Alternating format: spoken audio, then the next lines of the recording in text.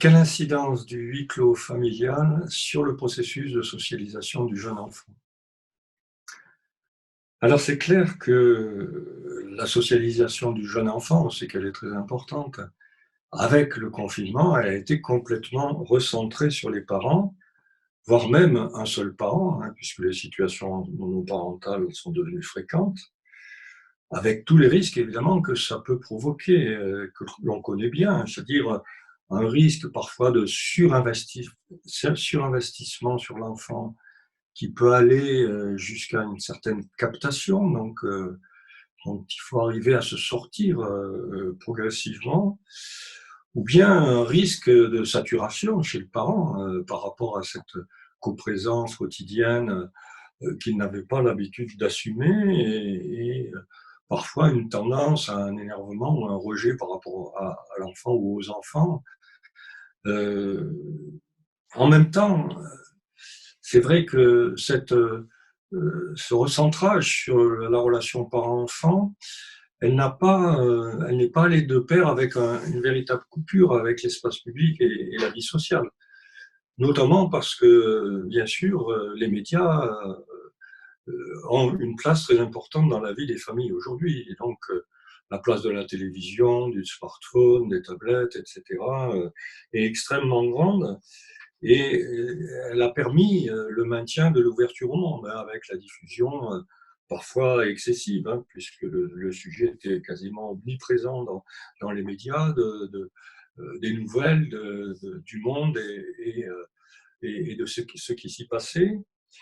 Et l'un des intérêts de la présence continue des parents, c'est que peut-être plus que d'habitude, ils ont pu réguler, eux-mêmes, le rapport des enfants, aux médias. On sait, hein, les pédopsychiatres ont insisté sur cette question, dans une optique de prévention justement. On sait que selon l'âge des enfants, il n'est pas recommandé, un temps, passé devant les écrans trop important. Et la plupart des parents, les couches moyennes, notamment ceux qui ont fait des études, sont conscients de cette injonction qui a été, portée par les pédopsychiatres ou de ces conseils, de réguler, l'accès aux écrans. Et donc on peut penser que peut-être cette régulation s'est mieux effectuée dans un certain nombre de familles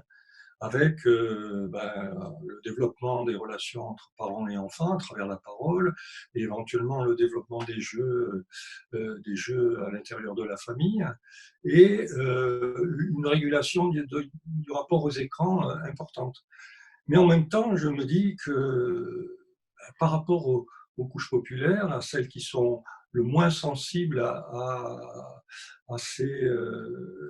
à ces directives, hein, qui ont été portées par les spécialistes de la petite enfance, le temps d'écran a été très important parce que c'est vrai que pour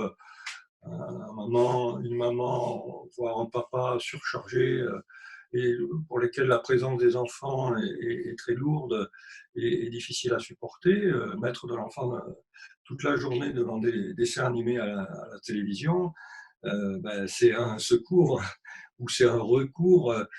qui peut être facilement utilisé et qui est relativement quand même problématique si le temps passé est trop important. Et là aussi, je me dis que les différences sociales et les inégalités sociales ont pu se creuser dans ce sens-là, hein, et c'est vrai que mes collègues psy alertent quand même sur le nombre d'enfants et de jeunes enfants qui présentent des troubles liés à une surexposition aux écrans. Et évidemment, cette surexposition est plus le cas des familles populaires, et plus fréquemment en tout cas. Et on peut se demander si la période de confinement, là aussi, n'a pas contribué à accentuer les inégalités sociales, tout bêtement.